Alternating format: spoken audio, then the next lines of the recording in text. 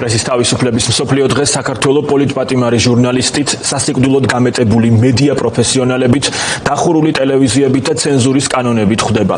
ბოლო 1 წელიწადში საქართველოში ჟურნალისტების უფლებების დარღვევის თითქმის 350 შემთხვევა დაფიქსირდა. სისტემის გეგმა გაანადგუროს დამოუკიდებელი მედია აისახა საერთაშორისო რეიტინგებშიც. ბოლო 2 წელიწადში საქართველოს მედიის თავისუფლების ინდექსში 37 ადგილით ჩამოქვეითდა. სალომე ლაბაძე ესაუბრა მედიის უფლებებზე მომუშავე ორგანიზაციებს, მათი შეფასებებით ის გვერდება პირდაპირ ეთერში.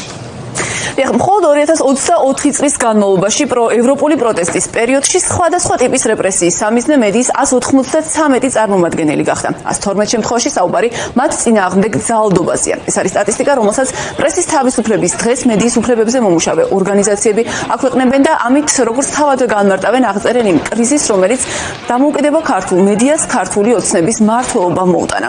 ამ სტატისტიკის, ანუ ძალადობის სტატისტიკის ნაწილია და კრიზისის სიმწვავეს ასევე საუკეთესოდ აღწერს ისიც, რომ რეჟიმი კონკრეტულ შემთხვევებში ჟურნალისტებზე ძალადობას არ ერიდება არც პირდაპირ ეთერში და აქ ალბათ საკმარისია გავიხსენოთ თავდასხმა, მაგალითად გურამ როგავაზე, ტელეკომპანია ფორმულა ჟურნალისტზე და ასევე ტელეკომპანია პირველის ჟურნალისტებზე მაკა ჩიხვალძესა და მის ოპერატორ გიორგი შეწირულზე. თუმცა როგორც მედიის უფლებებზე მომუშავე სპეციალისტები განმარტავენ, იმის გათვალისწინებით, რომ არსებობს 5 ივლისის გამოცდილება, ის რომ ჟურნალისტები არიან ქართული ოცნების რეჟიმის სამიზნეები და ის რომ მათზე თავდასხმა პრაქტიკულად უგამონაკლისოდ ყველა შემთხვევაში რჩება გამოუძიებელი, განსაკუთრებულ სიახლეს არ წარმოადგენს. თუმცა ისაც ნამდვილად ახალია 2024 წელს და ის რაც გამოხატავს იმას, რომ ქართულმა ოცნებამ მედიაზე შეტევა ახალ საფეხურზე გადაიყვანა, ეს არის პირველ რიგში ზია ამაღლობელის პატიმრობა და ასევე ის რეპრესიული კანონები, რომელთა ძალითაც რეჟიმი დამოუკიდებელ და მისი გავლენისგან თავისუფალ მედია ორგანიზაციებს დაფინანსების მიღების შესაძლებლობებსაც უზღუდავს და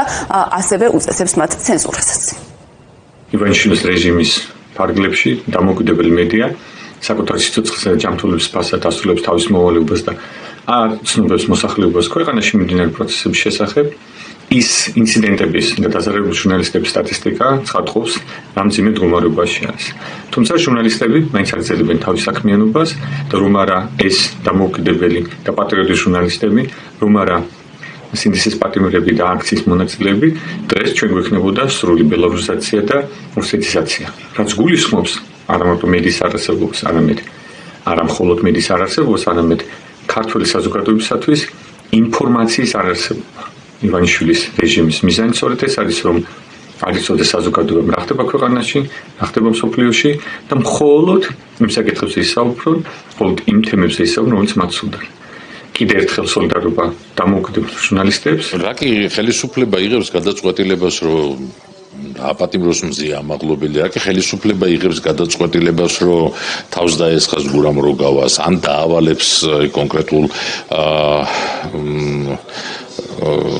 ქუჩის ბიჭებს, რომ თავს დაესხან მაკა ჩიხვალძეს და გიორგი შეწირულს, იქ როდესაც დაავალებს ვიღაცას, რომ გაუნადგურონ ჟურნალისტებს ტექნიკური საშუალებები. ამ ყველაფერს რო აკეთებს ხელისუფლება, იმიტომ კი არ აკეთებს, რომ მე გამოიძიოს, იმიტომ აკეთებს, რომ ზუსტადაც ეს არასოდეს არ გამოიძიოს და ეს ზუსტადაც აი ამ ვითარებაში უნდა ამყოფოს მედია, მუდმივი პრესინგის, მუდმივი დევნის, მუდმივი შევიწროების პირობებში ამყოფოს მედია. ჩვენი ამოცანა არის, რომ გაუწიოთ ეს წინააღმდეგობა, იმიტომ რომ ის ვინც ებრძვის დემოკრატიას, ის არის დიქტატორი და ჩვენი ამოცანა, რომ დიქტატურა არ დავაგანონოთ ამ ქვეყანაში.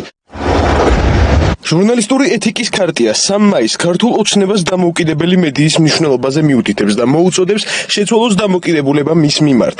მედიასთან ურთიერთობისას ხელმძღვანელობს საქართველოს კონსტიტუციითა და იმ საერთაშორისო შეთანხმებებით, რომელთა ხელმომწერი საქართველოსაა. ქართულმა ოცნებამ დაუყოვნებლივ უნდა გაათავისუფლოს მზია ამაღლობელი, გამოიძიოს ჟურნალისტთა წინააღმდეგ ჩადენილი ყველა დანაშაული და დასაჯოს დამნაშავეები, გაიწვიოს უსამართლოდ დაკისრებული ჯარიმები და მისცეს ჟურნალისტებს თვითონ საჯარო ინფორმაციასა და საჯარო სივრცეებზე. გააუქმოს ბოლო თვეებში მიღებული ყველა ის კანონი და ცვლილება კანონში, რომელმაც მედიის გარემო გააუარესა. კრიზისი და უმძიმესი მდგომარეობა, რომელშიც ქართულ მედიას ქართული ოცნების რეჟიმი ამყოფებს, შესამჩნევია არა მხოლოდ თავად მედია აქტორებისთვის და ასევე ადგილზე მათ უფლებებზე მომუშავე ორგანიზაციებისა და სპეციალისტებისთვის, არამედ ეს უკვე აისახა საერთაშორისო რეიტინგებშიც, მათ შორის ეს მკვეთრად ჩანს, ნათლად ჩანს უახლეს რეიტინგში, რომელიც გუშინ გამოაქვეყნა ორგანიზაციამ რეპორტიორების საზღვრების გარეშე. ამ რეიტინგით ირკვევა, რომ საქართველოს პრესის თავისუფლების ინდექსით საქართველოს მდგომარეობა ამ ინდექსით გაუარესდა 11 პუნქტით და ქვეყანამ 103 ადგილიდან 114 ადგილზე გადაინაცვლა. სალომე ლაბაძე საუბრობდა პირდაპირ ეთერში, მადლობა.